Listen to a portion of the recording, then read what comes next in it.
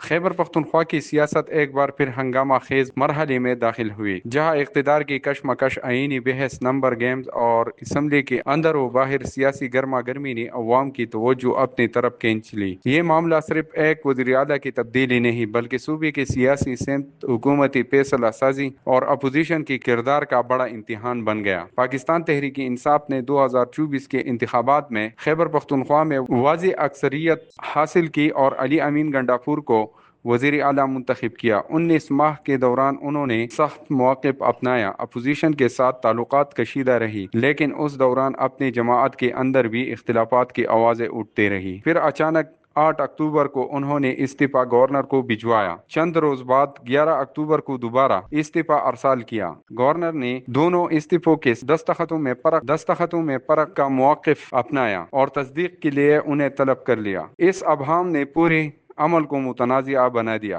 اسی دوران تحریک انصاف قیادت نے سہیل آفریدی کو نیا وزیر اعلیٰ نامزد کر دیا۔ یہ فیصلہ پارٹی کے اندر مضبوط لابی کی جیت قرار دیا گیا۔ علی امین گنڈاپور نے بھی فلور آف دی ہاؤس اعلان کیا کہ وہ عہدہ چھوڑ رہے ہیں، یعنی سیاسی طور پر راستہ صاف ہو گیا، مگر آئینی بحث ختم نہ ہوئی۔